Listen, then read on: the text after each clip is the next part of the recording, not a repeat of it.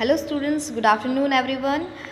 Today we are going to start our new chapter number 5, coal and petroleum. Okay, so we have first we have completed our chapter number 4. ठीक है, मैंने chapter number 4 से start किया था.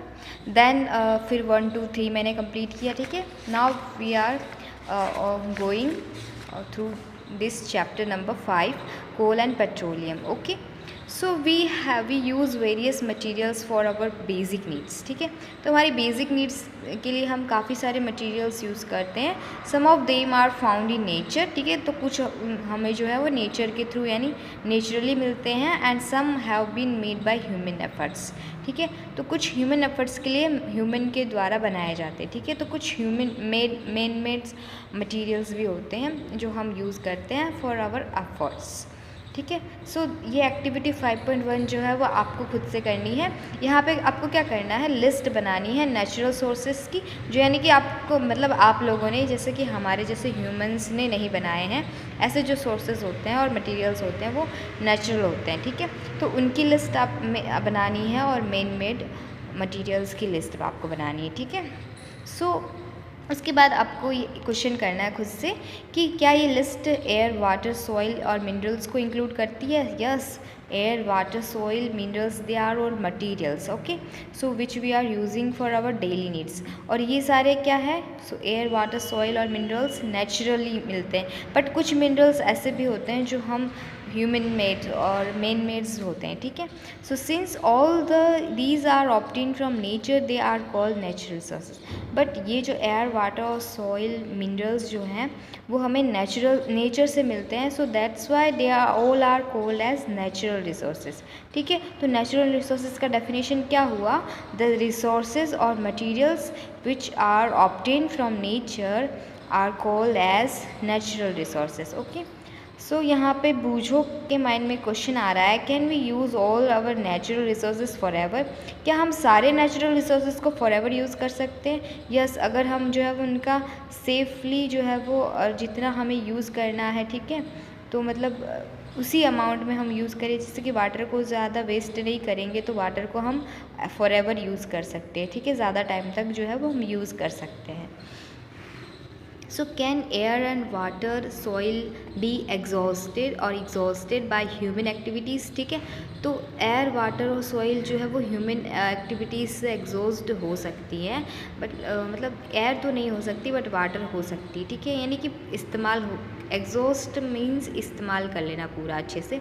तो ठीक है, मतलब अगर ज़्यादा ही मतलब हम वेस्ट करेंगे सॉइल वाटर और एयर को तो जो है वो एक टाइम ऐसा आएगा कि हम जो है वो हमारी ह्यूमन एक्टिविटीज़ से जो है वो हम एयर वाटर सॉइल को जो है वो एग्जॉस्ट कर लेंगे. ठीक है, सो you have already studied about water in class 7. आपने क्लास 7 में वाटर के लिए स्टडी किया था, तो आपने देखा होगा कि water is a limitless resource. ठीक है, वाटर क्या है, लिमिटलेस रिसोर्स है. मतलब आप बहुत ज़्यादा वाटर वेस्ट करोगे तो उसका लिमिट आ जाएगा. ठीक है, सो बाद में जो है उसको फॉर एवर आप यूज़ नहीं कर सकते. ठीक है, हालांकि रेन के थ्रू आपको वाटर मिलेगा बट उतनी क्वांटिटी में नहीं मिलेगा क्योंकि पॉपुलेशन जो है वो काफ़ी ज़्यादा इंक्रीज़ हो रही है. इंडिया की बात कर लो तो भी इंडिया में काफ़ी ज़्यादा पॉपुलेशन है. और फिर जो है वाटर जो है वो पूरे अर्थ पे रहने वाले जो लोग हैं यानी पूरा वर्ल्ड जो है, वर्ल्ड के सारे कंट्रीज़ जो है वो वाटर को यूज़ कर रहे हैं. ठीक है, सिर्फ इंडिया ही नहीं है जो वाटर को यूज़ कर रहा है, बाकी सारी कंट्रीज़ भी जो है वो वाटर को यूज़ कर रही है. तो water is a limitless resource. ठीक है, इसीलिए वाटर को जो है वो हमें जितना हो सके उतना सेव करना चाहिए. In the light of the availability of various resources in nature, natural resources can be broadly classified into two kinds. ठीक है, तो नेचुरल रिसोर्सेज की बात करें तो नेचुरल रिसोर्सेज जो है वो 2 तरह के क्लासेस में क्लासीफाइड है. फर्स्ट है इन exhaustible natural resources.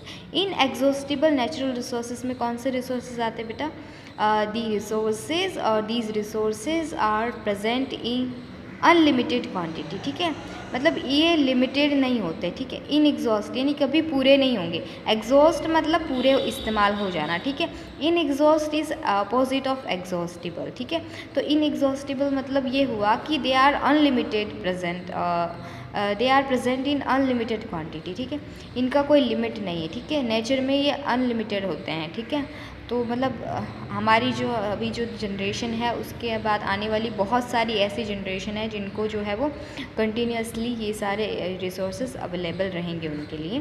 So that's why these resources are unlimited, having unlimited quantity in nature and are not likely to be exhausted by human activities. ठीक है, तो ह्यूमन एक्टिविटीज़ से जो है वो ये जल्दी से एग्जॉस्ट नहीं होंगे.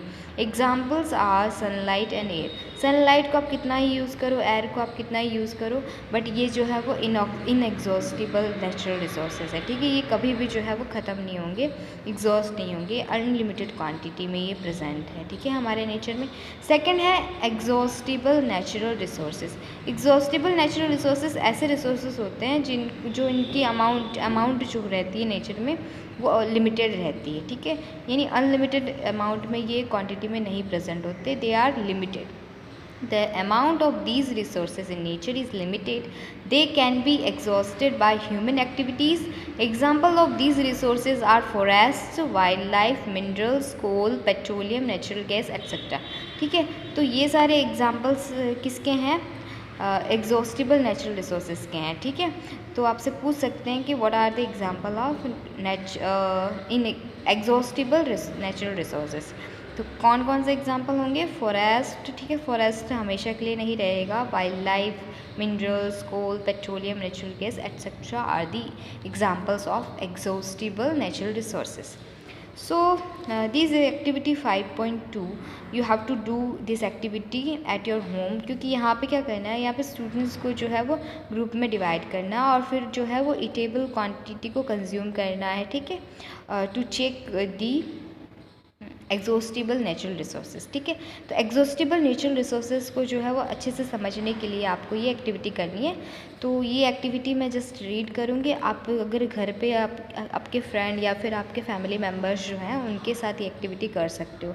सो you have to take some containers. आपको कुछ कंटेनर्स लेने हैं. Fill them with popcorn, peanuts, roasted gram, toffees. ठीक है, जितना भी आपको ईटेबल क्वांटिटी आपको मिल सके. ठीक है, जो भी ईटेबल क्वांटिटीज़ हैं यानी कि खाने लायक जो भी सामग्री है उनसे जो है आप उन कंटेनर को जो है आप भर दीजिए. ठीक है, रैंडमली, ज़रूरी नहीं है कि सब में peanuts, popcorn, roasted grams, toffees होनी चाहिए. ठीक है, रैंडमली आपको जो है वो ये सारी क्वांटिटीज़ से जो है वो आपको फिल कर देना है कंटेनर्स को और बाद में डिवाइड करना है students into groups of 7 each. ठीक है, तो स्टूडेंट को 7 के ग्रुप में डिवाइड कर देना है. ठीक है, further divide each group into 3 सब ग्रुप्स. ठीक है, पहले 2 ग्रुप बनाने हैं 7 स्टूडेंट्स के. ठीक है, उसके बाद दोनों ग्रुप को क्या करना है, सब ग्रुप में डिवाइड करना है, जिसमें देखो एक ग्रुप में 1, 2 और 4 नंबर के स्टूडेंट्स होंगे, बाकी के ग्रुप में 3, 5, 6 एंड 7 ये नंबर के स्टूडेंट्स होंगे. Label them as first, second and third generation respectively. ठीक है, और फिर उनको क्या करो, फर्स्ट, सेकेंड और थर्ड जनरेशन में उनको आप लेबल कीजिए. ठीक है, उसके बाद क्या करना है, these sub groups represent the consumers. अब ये जो सब ग्रुप आपने बनाए ना कि 1, 2 एंड 4 स्टूडेंट्स, यानी एक में एक स्टूडेंट्स, दूसरे में 2 स्टूडेंट, यानी पॉपुलेशन जो है वो इंक्रीज़ हो रहा है. यानी कि एक ग्रुप ऐसा बनाओ जिसमें एक ही स्टूडेंट हो, दूसरे ग्रुप में 2 स्टूडेंट हो, थर्ड ग्रुप में 4 स्टूडेंट हो. तो 7 स्टूडेंट्स का ग्रुप का मतलब को 3 सब ग्रुप में बना दिया ना. ये एक ग्रुप पहले क्या था, 2 ही ग्रुप थे. ठीक है, 2 ग्रुप, इसमें 7 थे और इसमें 7 थे. ठीक है, यानी कि देखो ये एक ग्रुप यहाँ पे मैं बना के बता देती हूँ. ठीक है, ये जो ग्रुप है इसमें 7 ग्रुप है, 7 स्टूडेंट्स है, इसमें 7 स्टूडेंट, ये 2 ग्रुप है. उसके बाद आपको फर्दर जो है उनको सब ग्रुप में डिवाइड कर देना है. ठीक है, तो सब ग्रुप में डिवाइड करोगे तो इसमें क्या करना है, इसके 3 सब ग्रुप बनाने हैं. एक जिसमें एक ही स्टूडेंट हो, दूसरा जिसमें 2 स्टूडेंट हो और तीसरा ये जिसमें 4 स्टूडेंट हो. ठीक है, ऐसे इसके भी बनाने हैं. ठीक है, तो इस तरह से आपके जो ये सब ग्रुप बन रहे हैं ये क्या रिप्रेजेंट कर रहे हैं, सब ग्रुप नंबर ऑफ़ कंज्यूमर्स को रिप्रेजेंट कर रहे हैं. एज पॉपुलेशन इज़ ग्रोइंग, जैसे जैसे पॉपुलेशन ग्रो कर रहा है, देखो ये फर्स्ट जनरेशन है तो यहाँ पे कम पॉपुलेशन है, सेकेंड जनरेशन में स्टूडेंट का नंबर इंक्रीज़ हो रहा है, मीन्स पॉपुलेशन इंक्रीज़ हो रहा है, और थर्ड जनरेशन में और ज़्यादा पॉपुलेशन इंक्रीज़ हो रहा है. तो पॉपुलेशन इंक्रीज़ हो रहा है means consumers are also increasing. Population increase होगा तो खाने वाले, कंज्यूम करने वाले जो इंसान है उनकी भी जो है वो नंबर्स जो है वो इंक्रीज़ हो जाएंगे। सो थर्ड जनरेशन है और सेकंड और थर्ड जनरेशन में लार्जर नंबर ऑफ कंज्यूमर्स होंगे, ठीक है, 2 and 4। So put one full container for each group on a table. तो एक टेबल पे आप फुल कंटेनर रख दीजिए। Ask consumers of the first generation from each group. तो हर एक ग्रुप से आपको क्वेश्चन पूछना है कि to consume eatable from the containers of their group. इस ग्रुप मतलब कंटेनर में जो भी कंज्यूम ईटेबल्स यानी कि खाने लायक जो भी चीज़ें हैं आप उसको कंज्यूम कीजिए, ठीक है। So now ask the second generation consumers from each group to do the same, ठीक है। उसके बाद सेकेंड जनरेशन के स्टूडेंट्स को और कंज्यूमर्स को आप बोलिए कि इसमें जो ईटेबल जितने भी ईटेबल्स हैं खाने लायक सामग्री उसको कंज्यूम कर लीजिए, ठीक है। Ask the students to observe carefully, ठीक है। वैसे थर्ड जनरेशन को बोलना है और उसके बाद स्टूडेंट को बोलना है कि केयरफुली ऑब्जर्व करना है the availability of eatables in each container, ठीक है। उसके बाद कंटेनर में जो है वो उन्होंने ईट कर लिया, कंज्यूम कर लिया, उसके बाद कंटेनर में कितनी जो है वो ईटेबल्स की अवेलेबिलिटी बची हुई है, ठीक है। If some things is left in the containers, मान लो कि अगर कंटेनर्स में कुछ चीज़ें बच गई हैं, ask third generation from each group to consume it.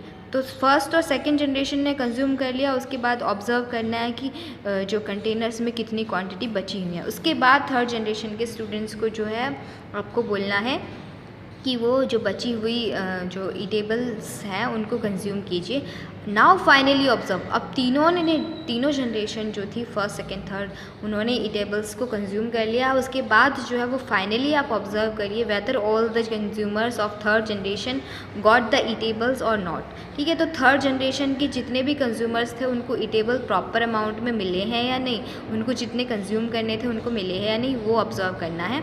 Also observe if anything is still left in any of the containers, ठीक है। तो यानी कि थर्ड जनरेशन ने कंज्यूम कर लिया है तो ठीक है, उनको प्रॉपर नहीं मिला है तो उसको भी ऑब्जर्व कर लीजिए, कंज्यूम कर लिया उसके बाद भी कुछ कंटेनर में लेफ्ट हो जाता है उसको भी जो है वो आपको नोट डाउन करना है। सो ये एक्टिविटी किस लिए की गई बेटा? ये एक्टिविटी इसलिए की गई है क्योंकि यहाँ पे हम एज्यूम कर रहे हैं कि जो ईटेबल्स हैं कंटेनर में वो किसको रिप्रेजेंट कर रहे हैं, total availability of an exhaustible natural resources, ठीक है।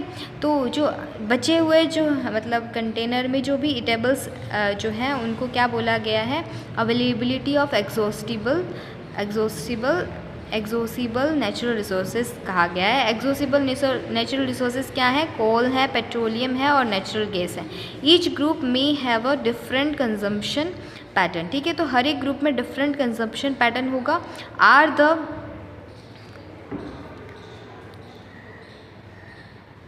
Are the earlier generations of any group do greedy, ठीक है। तो आप एक क्वेश्चन पूछोगे अपने आप से कि जो पहले की जनरेशन थी वो बहुत ज़्यादा ग्रीडी थी क्या, उन्होंने सारे जो ईटेबल्स हैं उनको कंज्यूम कर लिया था? तो ये क्वेश्चन पूछना है। ये क्वेश्चन का आंसर आपको कैसे मिलेगा, इस एक्टिविटीज़ से मिलेगा, ठीक है। सो It may be that the earlier generation in some groups were concerned about the coming generation। तो मतलब इसीलिए डिफरेंट ग्रुप बनाए गए, ठीक है। तो ये जनरेशन अगर आने वाली जनरेशन के बारे में नहीं सोचेगी, अपकमिंग जनरेशन के बारे में, तो इसमें से जो जनरेशन है अर्लियर जनरेशन वो अपकमिंग जनरेशन के कंसर्न करेगी, ठीक है, उसके लिए कुछ छोड़ जाएंगी, ठीक है। So and left something for them, ठीक है। तो उनके लिए जो है वो कुछ लेफ्ट रहेगा। तो ये एक्टिविटी हमने इसीलिए की है कि हम चेक करना चाहते हैं कि मतलब जो अर्लियर जनरेशन है वो upcoming generation second third fourth जितनी भी जनरेशन आने वाली है उनके लिए क्या क्या जो है वो एग्जॉस्टिबल नेचुरल रिसोर्सेज को छोड़ के जाएंगी, ठीक है। So in this chapter we will learn about some exhaustible natural resources like coal, petroleum and natural gases, ठीक है। So these were formed from the dead remains of living organism, that is fossils, ठीक है। तो जो भी मतलब living organisms की जो डेड सेल्स होते हैं या फिर डेड लिविंग ऑर्गेनिजम्स जो होते हैं उनका जो रिमेनिंग्स होता है उसमें से जो मतलब सोर्सेज बने होते हैं उनको क्या बोला जाता है, फॉसिल फ्यूल्स बोला जाता है, ठीक है। और they all are the exhaustible natural resources, ठीक है। सो तो एग्जॉस्टिबल नेचुरल रिसोर्सेज में फर्स्ट जो है वो हम आर्टिकल 5.1 कोल को स्टडी करेंगे. So coal is exhaustible natural resources ना. So you may have seen coal और हर्ड अबाउट कोल. ठीक है, तो आपने कोल को देखा होगा. अगर कोल को नहीं देखा तो उसके बारे में सुना तो होगा. कोयला सबने सुना होगा. ठीक है, so it is as hard as stone and it is been black in colour. ठीक है, तो कोल जो होता है वो स्टोन के कंपेरेबली हार्ड होता है. जैसे स्टोन होता है ना, पत्थर हार्ड होता है, उतना ही हार्ड जो है वो ये कोल होता है. ठीक है, बट इसका कलर जो होता है वो ब्लैक होता है. तो coal is one of the fuels used to cook food. ठीक है, तो हम काफ़ी सारे फ्यूल्स यूज़ करते हैं हमारी डेली लाइफ में, बट ये जो कोल है वो एक ऐसा फ्यूल है जिससे हमारा खाना बनता है. ठीक है, तो आपने देखा होगा विलेजेस में जो मतलब खाना बनाते हैं चूल्हे पे. ठीक है, तो उनका जो मतलब चूल्हा होता है उसमें कोयला रहता है. ठीक है, कोल होता है जिससे जो है वो फूड जो है वो कुक किया जाता है. ठीक है, अर्लियर यानी कि पहले के टाइम पे it was used in railway engines to produce steam to run the engine. ठीक है, तो पहले जो इंजन्स होते थे वो कोल से चलने वाले इंजन होते थे. ठीक है, कोल से जो स्टीम यानी भाप प्रोड्यूस होती थी. ठीक है, स्टीम प्रोड्यूस होती थी, उससे जो है वो इंजन रन होता था. ठीक है, इंजन चलता था. It is also use in thermal power plants to produce electricity. ठीक है, तो अभी के टाइम पे तो हम इलेक्ट्रॉनिक इस इंजन को यूज़ करें, बट पहले के टाइम पे कोल से जो स्टीम प्रोड्यूस होता था उससे इंजन रन होते थे. But now a days thermal power plants जो होते हैं वहाँ से हम इलेक्ट्रिसिटी, देखो इलेक्ट्रिसिटी कहाँ से प्रोड्यूस होता है, थर्मल पावर प्लांट से प्रोड्यूस होता है. और थर्मल पावर प्लांट में जो हीट जो प्रोड्यूस होती है, हीट जो है वो इलेक्ट्रिसिटी में कन्वर्ट होती है.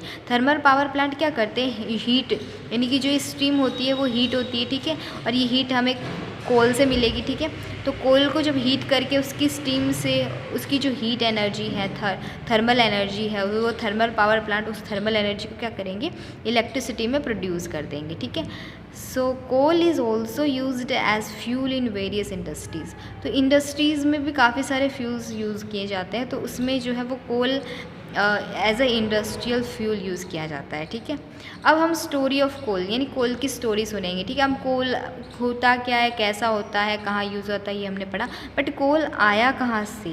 ठीक है, वेयर डू वी गेट कोल, कहाँ पे हमें कोल मिलेगा. And how it is formed, कैसे ये फॉर्म हुआ. ठीक है, बना कैसे कोल. ठीक है, वो तो नहीं पता ना हमें, तो उसका आंसर फाइंड आउट करने के लिए हम एक छोटा सा स्टोरी सुनेंगे कि कोल कैसे मिला और कहाँ से बना. ठीक है, about 300 millions year, 300 million years की अगर आप बात करो एगो, उसके पहले की बात है. The earth had dense forest in low lying wetland areas. आपको पता है कि अर्थ में जो है वो काफ़ी लो लाइंग वेटलैंड्स थे. ठीक है, वेटलैंड यानी गीले मतलब जिसमें नमी रहती हो. ठीक है, यानी मॉइस्चर रहता हो, ऐसे लैंड्स जो थे लैंड एरियाज पे थे. तो वहाँ पे जो फॉरेस्ट लाई करते थे वो लो लाइंग वेटलैंड में लाई करते थे, और काफ़ी डेंस फॉरेस्ट थे यानी बहुत घने फॉरेस्ट, घने जंगल थे. ड्यू टू नेचुरल प्रोसेसेस, फिर उसमें कुछ नेचुरल प्रोसेस हुई उन फॉरेस्ट में. ठीक है, डेंस फॉरेस्ट तो थे ही, फिर नेचुरल प्रोसेसेस के थ्रू लाइक फ्लडिंग. ठीक है, फ्लडिंग हुआ. ठीक है, यानी बाढ़ आई.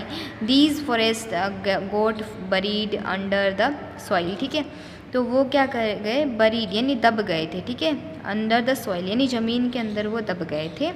एज मोर सॉइल डिपॉजिट, फिर उनके ऊपर जो है वो और ज़्यादा सॉइल जो है वो डिपॉजिट होने लगी. यानी कि ये जैसे मान लो कि ये क्या है, डेंस फॉरेस्ट है जो कि बरी हो गए हैं. ठीक है, यानी कि लैंड के अंदर सॉइल के अंदर बरी हो गए. फिर और ज़्यादा सॉइल जो है वो फ्लडिंग के वजह से और ज़्यादा सॉइल जो है वो उसके ऊपर डिपॉजिट हो गई थी. तो दे वर कंप्रेस, फिर वो जो फॉरेस्ट है वो दब गए थे सॉइल के अंदर. The temperature are also rose as they sank deeper and deeper. जैसे वो डीप मतलब डीपली बहुत ज़्यादा डीप सिंक होते गए. ठीक है, सैंक जो है वो सिंक का थर्ड फॉर्म है. तो डीपली जो है वो सिंक करते गए यानी डूबते गए, अंदर दबते गए. Under high pressure and high temperature, तो उसका प्रेशर जो है वो जैसे जैसे अंदर जाते गए वैसे वैसे उनका प्रेशर जो है वो हाई हो गया, और टेम्परेचर भी जो है वो काफ़ी ज़्यादा हाई हो गया. So dead plants got slowly converted to coal. तो प्लांट जो है वो डेड तो हो ही गए थे दबने की वजह से, फिर वो डेड प्लांट जो है वो स्लोली किस में कन्वर्ट हो गए, dead plants slowly got converted to the coal. ठीक है, वो वो कोल में कन्वर्ट हो गए, तो ऐसे जो है वो कोल बना।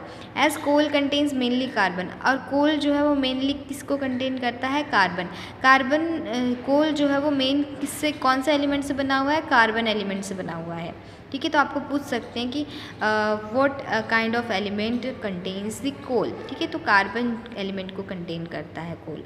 The slow process of conversion of dead vegetation into coal is called carbonisation. ठीक है, तो कार्बनाइजेशन एक प्रोसेस है जो जिसमें क्या होता है, स्लोली क्या होता है, कन्वर्जन होता है किसका, डेड वेजिटेशन का, यानी डेड प्लांट्स का कोल के अंदर में कन्वर्जन होता है। ठीक है, ये जो प्रोसेस होती है, ये जो slow process of conversion of dead vegetation into coal होती है, उसको क्या बोला जाता है, कार्बनाइजेशन बोला जाता है।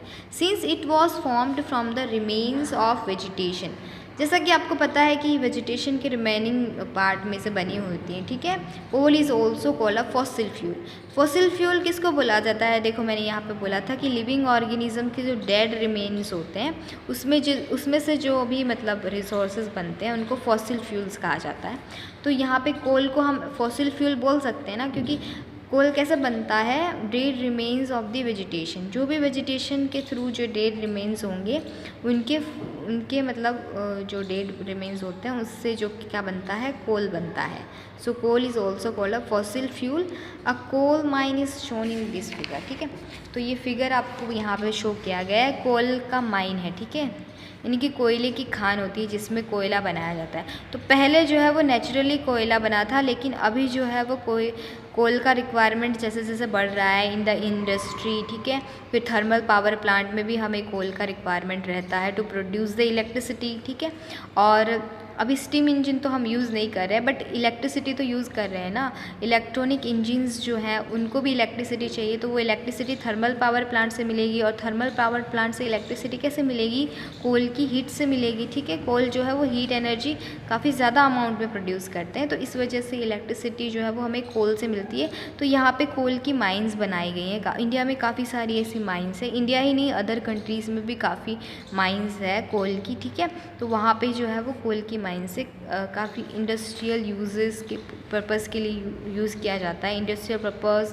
And for electricity producing purposes. तो कई सारे ऐसे पर्पसेस जो है उनकी वजह से जो है हम कोल की माइन को एस्टेब्लिश करना पड़ा। ठीक है, so when heated in air coal burns and produces mainly carbon dioxide gas. अब जब कोल को जब एयर की मतलब प्रेजेंस में हीट किया जाता है, ठीक है, तो एयर में हीट किया जाता है तो कोल क्या करते हैं, बर्न हो जाते हैं and they produce mainly carbon dioxide gas. क्योंकि कोल के अंदर क्या होता है, कार्बन एलिमेंट होता है। ठीक है, तो कार्बन एलिमेंट होता है और एयर में क्या होता है, ऑक्सीजन होता है। तो ठीक है, तो ये CO2 प्रोड्यूस करते हैं, डेट इज़ कार्बन डाइऑक्साइड को प्रोड्यूस करते हैं। ठीक है, coal is processed in industry to get some useful products such as coke, coal tar and coal gas. ठीक है, तो कोल को जो है वो काफ़ी दूसरे प्रोडक्ट्स में भी जो है वो यूज़फुल होता है। तो कोयले से और क्या बनता है, कोक बनता है, कोल टार बनता है जिससे सड़कें बनाई जाती है। ठीक है, रोड्स किससे बनते हैं, कोल टार से बनते हैं। ठीक है, और कोल गैस। ठीक है, ये जो तीनों चीज़ें हैं ये भी कोल से बने हुए प्रोडक्ट्स हैं। ठीक है, तो coke, coal tar and coal gas को जो है वो हम आज स्टडी कर लेते हैं। उसके बाद पेट्रोलियम रहेगा, उसको हम नेक्स्ट लेक्चर में स्टडी करेंगे। ठीक है, तो कोक क्या होता है, it is a tough porous and black substance. Tough होता है, पोरस यानी जिसमें जो है वो छोटे छोटे होल्स होते हैं। ठीक है, वैसा पोरस होता है यानी कि अंदर एयर उसके अंदर जा सकती है। ठीक है, बट होता टफ है। एंड ब्लैक सब्सटेंस, और ये कलर में ब्लैक ही होता है क्योंकि ये कोल से बना होता है और कोल आपको पता है ब्लैक कलर में होता है। It is an almost pure form of carbon. ठीक है, तो ये प्योर फॉर्म बोला जाता है, भले ये ब्लैक होता है बट ये प्योर फॉर्म ऑफ कार्बन का प्योर फॉर्म जो है वो कोक को बोला जाता है। So what is a pure form of carbon, coke is a pure form of carbon. coke is used in the manufacture of steel. Steel जो होता है उसके मैन्युफैक्चर, स्टील किससे बनता है, कोक से बनता है, तो उसकी मैन्युफैक्चरिंग के लिए कोक को यूज़ किया जाता है। And is in extraction of many metals. तो और भी सारी मेटल्स जो होती है उनके एक्सट्रैक्शन में जो है वो कोल को यूज़ किया जाता है। कोल्टार, अब हम कोल्टार के बारे में स्टडी करेंगे। ये भी जो है वो ब्लैक होता है, थिक लिक्विड होता है, बट ये लिक्विड फॉर्म में होता है। ठीक है, आपने देखा होगा कि जो रोड्स बनती है उस पर कोल्टार बिछाया रहता है। ठीक है, तो वो लिक्विड फॉर्म में होता है ना। जो मतलब जैसे ही अगर मान लो कि रोड जो है वो अभी इमीडिएटली बनाया गया है, कुछ ही मतलब 5-10 मिनट पहले, तो आप जो है उस रोड पे चलोगे तो वो आपके पैरों पे, तो आपकी चप्पल्स और या फिर आपके शू वगैरह होते हैं उस पर चिपक जाता है। तो ये थिक लिक्विड होता है, बहुत ही थिक होता है, इसलिए तुरंत जो है वो हमारे मतलब जो भी चप्पल वगैरह, सैंडल्स या शूज़ वगैरह पहने होते हैं उससे चिपक जाता है। और ब्लैक कलर का होता है विथ एन अनप्लीजेंट स्मेल, और इसका स्मेल भी कितना अनप्लीजेंट होता है, यानी हमें बिल्कुल अच्छा नहीं लगता, इतना बुरा गंदा स्मेल होता है। It is a mixture of about 200 substance. देखो कोल्टार जो है वो 200 सब्सटेंस का मिक्सचर होता है। ठीक है, अब इनको हम काउंट करने नहीं बैठेंगे, बट जो उनमें प्रोडक्ट्स ऑब्टेन होती है फ्रॉम कोल्टार उसको स्टडी करेंगे। Are used as starting materials for manufacturing various substance used in everyday life and in industry like synthetic dyes. ठीक है, तो कोल्टार का यूज़ किस में होता है वो हम देखेंगे। ये 200 सब्सटेंस से बना होता है, बस इतना याद रखना है। ब्लैक कलर का होता है, थिक लिक्विड होता है। ठीक है, और इसका जो स्मेल होता है काफ़ी अनप्लीजेंट होता है। तो अब ये जो कौन कौन सी प्रोडक्ट्स में यूज़ किया जाता है कोल्टार, डाई में। ठीक है, सिंथेटिक डाई। ठीक है, सिंथेटिक डाई यानी मेन मेड डाई, यानी नेचुरली डाई नहीं मिलते हमें, नेचुरल डाइज भी होते हैं, बट जो मेन मेड डाइज होते हैं उनको सिंथेटिक डाइज बोला जाता है, यानी कि कलर्स। ठीक है, ड्रग्स, एक्सप्लोजिव्स, और एक्सप्लोजिव्स जो होते हैं perfumes, plastics, paints, photographic materials, ये सारी जो चीज़ें होती हैं, रूफिंग मटेरियल। ठीक है, रूफ़ के ऊपर जो मटेरियल होता है वो एट्सेट्रा, ये सारी चीज़ें जो है वो किस में से बनती है बेटा, कोल्टार में से। इंटरेस्टिंगली नैप्थलीन बॉल्स, जो नैप्थलीन बॉल्स होती हैं यानी कपूर की बॉल होती जिसको कहा जाता है, कपूर की गोली आप बोलते हो ना, कपूर, तो वो जो नैप्थलीन बॉल्स, उसका साइंटिफिक नेम क्या है, naphthalene balls, are used to repel moths and other insects are also obtain from coal tar. ठीक है, तो ये किस लिए यूज़ किए जाते हैं, रिपेल मोथ, मोथ को रिपेल करने के लिए यूज़ की जाती है, और इंसेक्ट जो मतलब मच्छर वगैरह होते हैं उनको, यानी कि जीव जंतु जो होते हैं उनको दूर करने के लिए जो है वो कोल्टार से बनी होती है ये नैप्थलीन बॉल, वो यूज़ की जाती हैं। ठीक है, सो दीज डेज बिटुमेन, ठीक है, bitumen a petroleum product, bitumen जो है वो पेट्रोलिक प्रोडक्ट है। It is used in place of coal tar for metalling the roads. ठीक है, रोड को मेटलिंग करने के लिए। ठीक है, किसका यूज़ किया जाता है, बिटुमेन का यूज़ किया जाता है। ये भी कोल्टार के प्लेस पे होता है, बट ये पेट्रोलियम से बना हुआ था। ठीक है, अब हम कोल गैस की बात करेंगे। ठीक है, हमने बोला था कि जो 3 मेन होते हैं, coke, coal and coal tar and coal gas, ये सारे क्या हैं, तीनों चीज़ें जो है वो किससे बनी है, कोल से बनी होती है। ठीक है, तो कोल गैस लास्ट प्रोडक्ट है किसका, कोल का। ठीक है, कोल के 3 प्रोडक्ट है, coke, coal tar and coal gas. So coal gas is obtain during the processing of coal to get coke. ठीक है, तो कोक से हम जब कोल से जब हम कोक बना रहे होते हैं, ठीक है, उस प्रोसेस में जो है वो कोल गैस भी मिलता है हमें। So it is used as a fuel in many industries. तो कोल गैस को एज अ फ्यूल यूज़ किया जाता है इंडस्ट्रीज़ में situated near the coal processing plants. तो ये मतलब जो इंडस्ट्रीज़ होती हैं वो कोल प्रोसेसिंग प्लांट जिस पे कोल बनता है उसी के जस्ट जो है वो नियर बाय प्लेसेस में ये इंडस्ट्रीज़ एस्टाब्लिश की जाती है। ठीक है, ताकि जो है वो कोल गैस को वहाँ तक पहुँचाने में जो है आसानी से वहाँ तक पहुँचाया जा सके। ठीक है, तो यहाँ तक जो है वो हमने स्टडी किया था। अब ऑल्सो जो है वो कोल गैस का हम ये जो टेबल में दिया गया है उसको स्टडी करेंगे। Coal gas was used for street lightning for the first time in London. ठीक है, तो पहले जो फर्स्ट यूज़ किया गया था कोल गैस का कहाँ पे किया गया था, लंदन में इन 1810। ठीक है, तो 1810 में जो है वो लंदन में किस लिए यूज़ किया गया था, स्ट्रीट लाइटनिंग। स्ट्रीट में जो स्ट्रीट लाइट जो होती है उसमें जो लाइटनिंग आती है उसके रिक्वायरमेंट के लिए और उसको लाइटनिंग के लिए जो है वो फर्स्ट लंदन में 1810 में जो है वो लंदन कहाँ पे है, एंड इन न्यूयॉर्क। ठीक है, और न्यूयॉर्क में, ठीक है, न्यूयॉर्क में अराउंड 1820। तो लंदन और न्यूयॉर्क में 1810 और 1820 में स्ट्रीट लाइटनिंग के लिए कोल गैस का यूज़ किया गया था। Nowadays it is used as a source of heat rather than light, ठीक है। लेकिन पहले लाइट सोर्स के तौर पे जो है वो एज अ लाइट सोर्स जो है वो कोल गैस को यूज़ किया गया था। बट अभी के टाइम पे, अभी के दिनों में जो है हम क्या कर रहे हैं, कोलतार को जो है कोल गैस को जो है वो हम as a source of heat use कर रहे हैं, ठीक है। सोर्स ऑफ हीट यूज़ कर रहे हैं रादर देन लाइट के कंपेयर में हम कोल को सोर्स ऑफ हीट यूज़ कर रहे हैं। So thank you for watching this video. In our upcoming video or next video we will study about petroleum, ठीक है। Okay, bye.